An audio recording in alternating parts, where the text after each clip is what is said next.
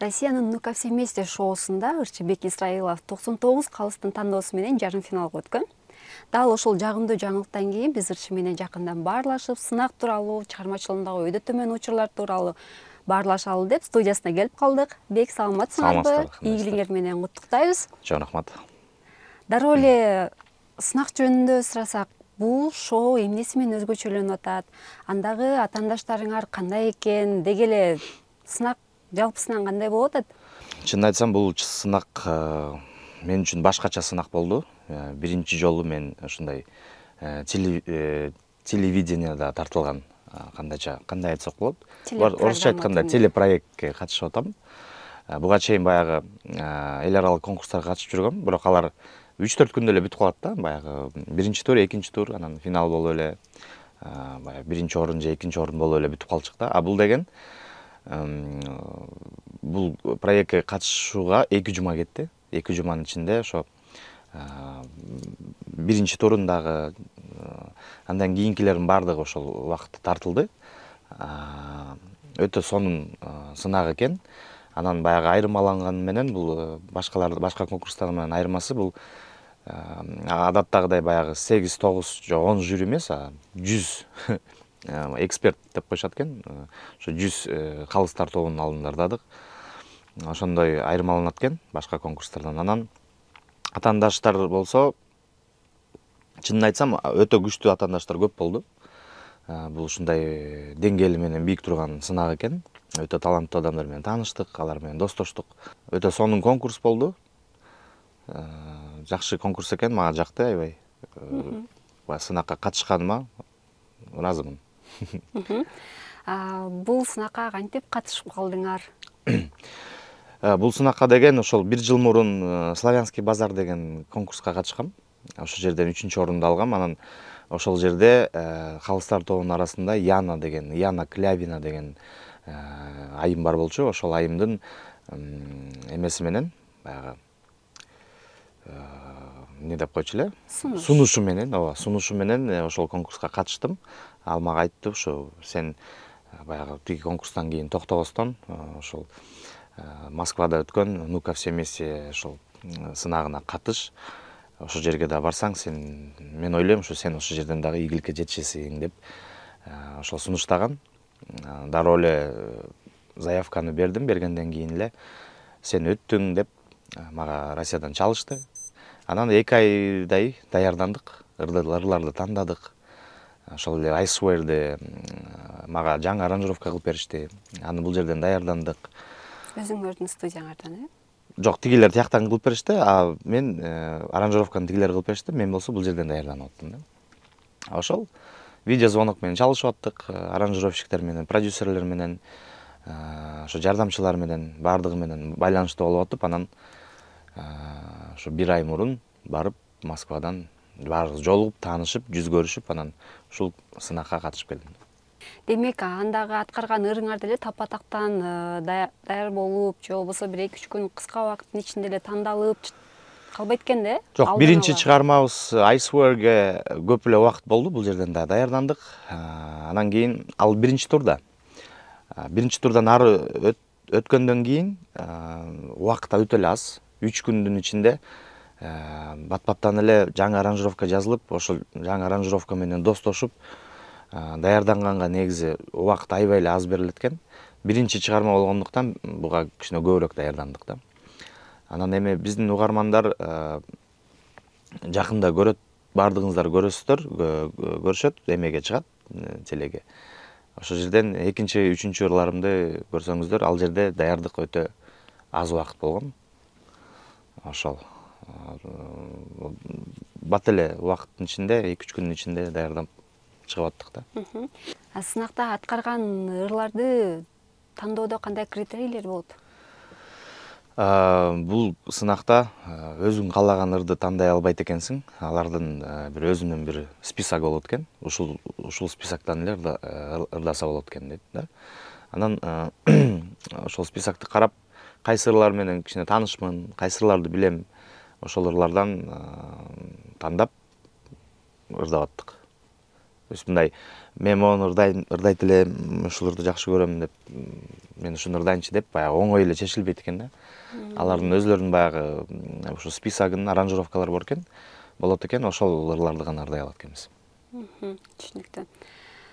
Сынакка катышкандан кийин 99 эксперт сенин ырдаганыңды баалады. Дүйнөнүн ар кайсы бурчундагы угармандар, көрүүчүлөр дагы аябай жакшы пикирлерин айтышып атат. Мынча мактоо алкоо бир жагынан чоң мотивация берет. Бир жагынан жоопкерчиликти дагы жүктөйт да. Азыр силерге кандай жоопкерчилик жүктөлүп калды? Мен ушу жарым финалдагы выступлением кандай болот дегенге аябай переживать этип атам, чынын айтсам, сарсанаа болуп атам. Себеп дегенде биринчи ошо 99 алгандан кийин чындыгында абдан чоң колдоо болду элибизден, ошол эле соц тармактардан, канча тааныш болсо баардыгы чалып куттукташты. Андан кийин эмки выступлением кандай болду экен, элдер жакшы көрүшөт эле, ошондой эле жакшы киреби же кандай болот деп ошого сарсанаа болуп атам. Ошондой жоопкерчиликти сезип атам азыр. Ошол учурдан пайдаланып бардык ошо музыка сүйүүчүлөрүнө, мага ошо жанын күйгөн адамдарына бардыгына чоң ыраазычылыгымды билдирем. Инстаграмым жарылып кетейин деди. Аябай сонун сөздөр болду. Ошол чоң рахмат. Буга чейинки көрөрмандарың 2 эсе 3 эсе көбөйсө керек. Ооба, чындыгында ошондой эле болду. Бир гана Кыргызстандан эмес, башка дагы мамлекеттерден дагы жазып атышты, чалып атышты. Белоруссия сен менен, анан Казакстандан болобуз, сага балет этебиз, Өзбекстандан болобуз депчи.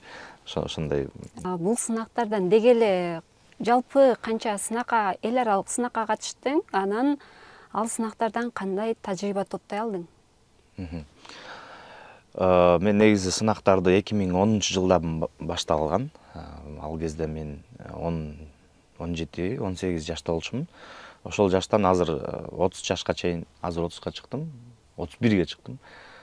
Чыгып 15 жыл аралап турмун жалаң конкурстарга. 15 жылдын ичинде ошо 15 сынакка барсам керек, божомол менен айтканда.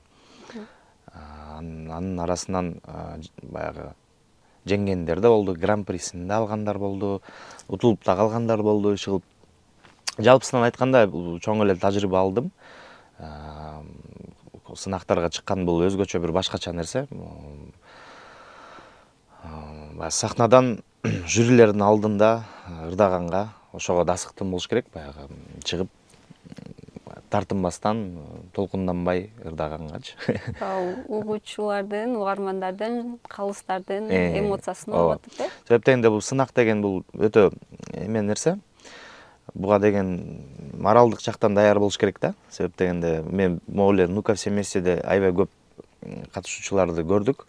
Баягы даярданганда жакшы эле даярданышат, анан баягы 100 кишинин алдына чыкканда, музыкасы кеткенде баягы толкунданып, сөздөрүн унутуп, баягы жоготуп алып атышты да өзлөрүнчү. Бул деген мен ойлойм ушул баягы сынактарга көп чыкпагандыктан баягы кичине тажрыйба аздык депчи.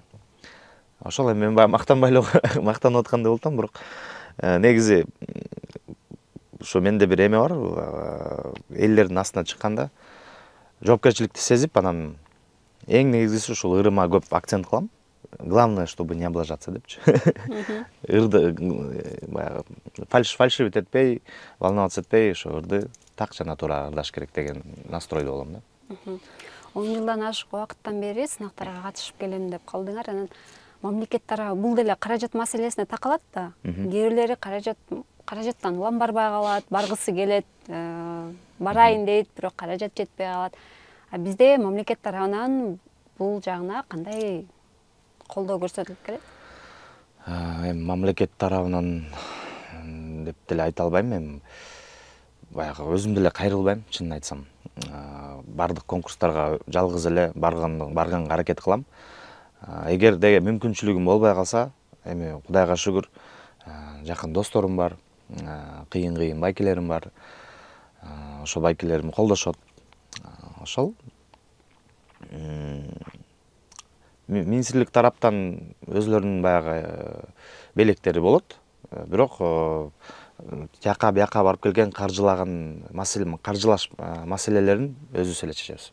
Каржылаш деген бул эми көбүнчө 90% өзүбүз кылабыз. Баягы тааныштар аркылуу, бир туугандар аркылуу, достор аркылуу колдогон кишилер, музыка сүйүүчүлөр көп да. Анан эми бек иним сен кетип атыптырсың, мен тиягын кылып берейин, мен биягын кылып берейин, мен самолетко билет алып берейин, мен жатаканасын кылып берейин деп баягы колдогон кишилерим көп. Ошондой кишилерге аябай баймын. Ошол рахмат. Ким угуп атса, ошол рахмат чоң колдогон Бирок адам. ошол сынактарга барган атаандаштарыңды көрүп салыштырасың дейм, аларды мамлекеттик жакшынакы кылып каржылап, атайын делегацияга кошуп жөнөтүп, мисалы ошол эле учурда көрмандык кылып тургула, колдоп тургула сахнага чыкканда деп ушундай бир эмелер менен жөнөтөт. Анан сенде мындай ичиңде бир нааразычылык пайда болуп калбайбы?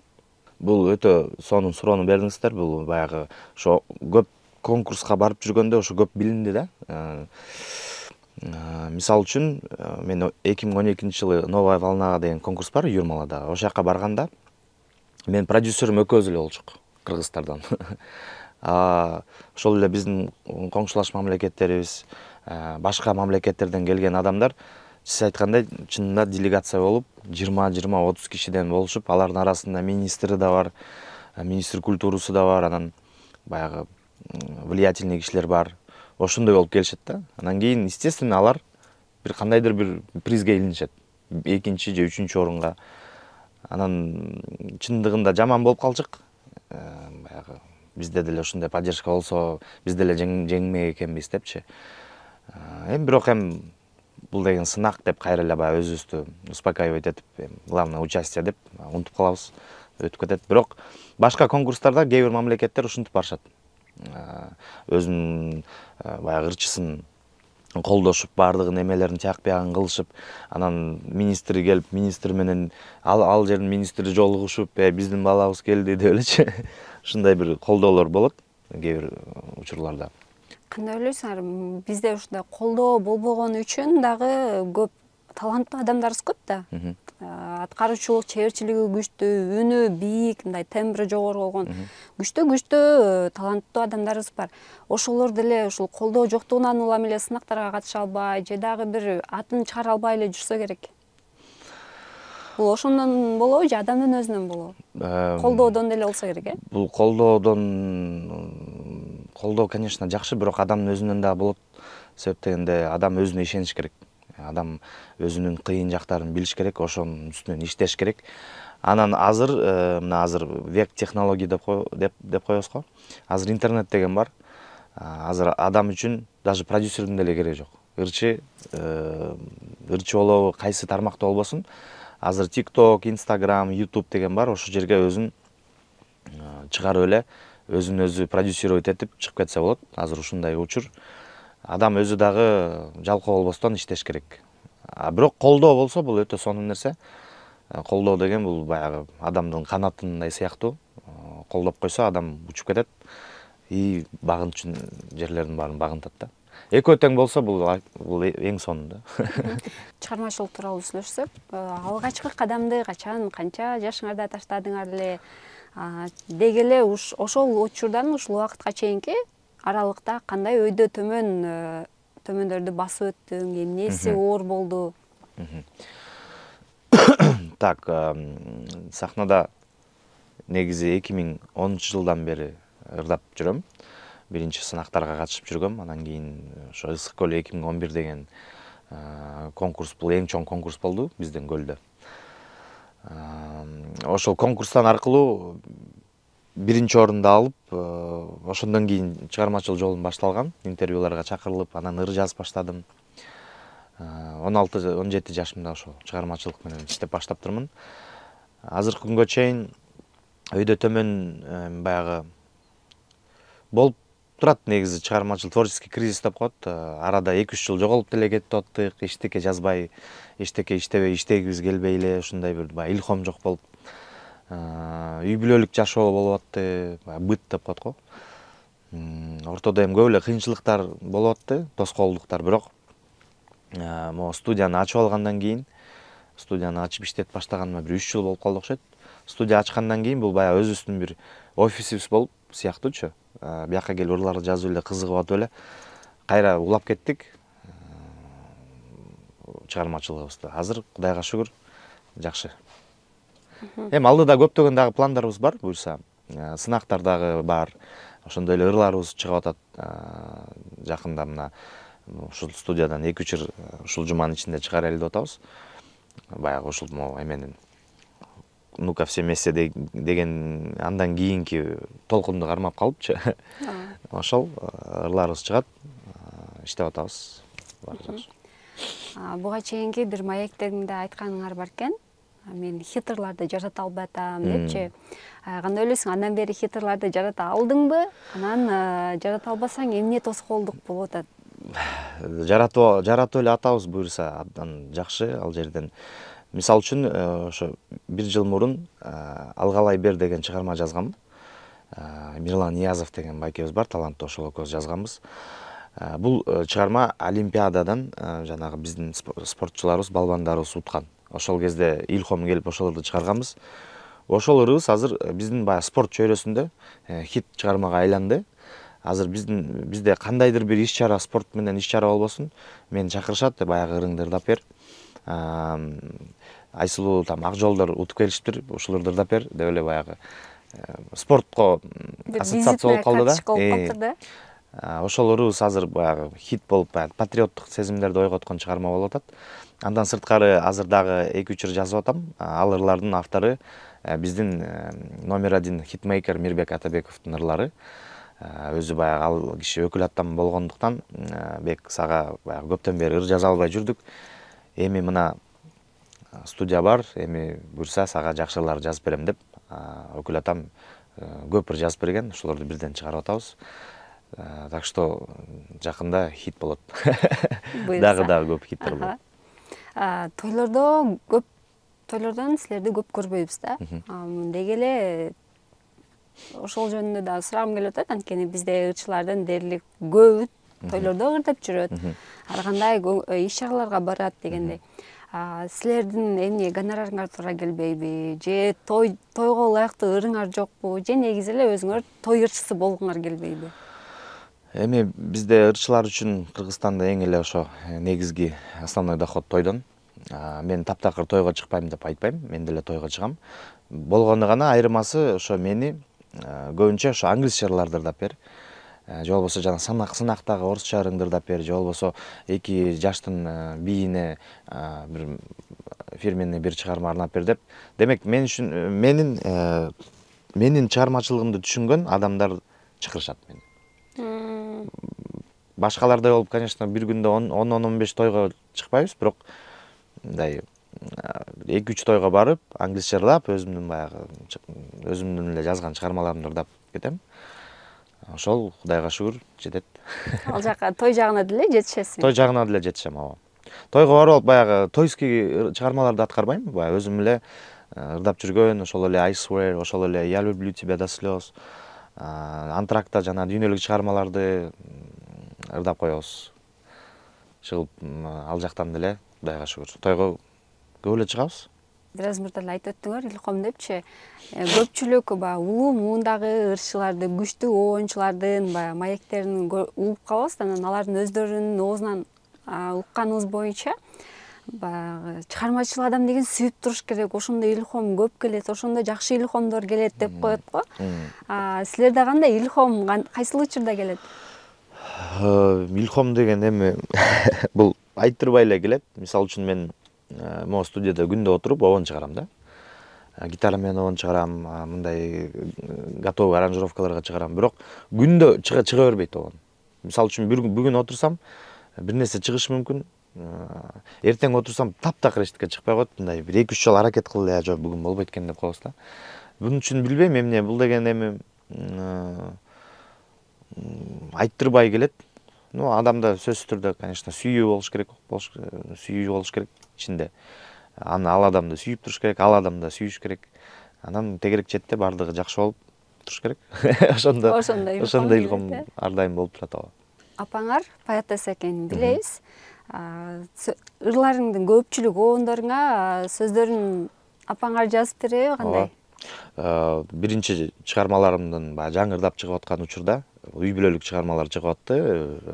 Атам Жолдошбек Исраилов деген обончу, мамам болсо, апам болсо Гүлмира Рыспаева деген акын.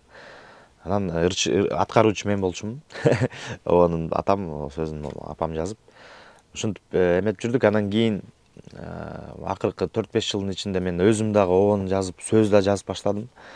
Азыр ошо акыркы чыгармаларымда өзүм да жазып, өзүмө таандык чыгармалар чыгып атат. А так 80% чыгармачылыгымдын сөз обондору менин ата энемдики.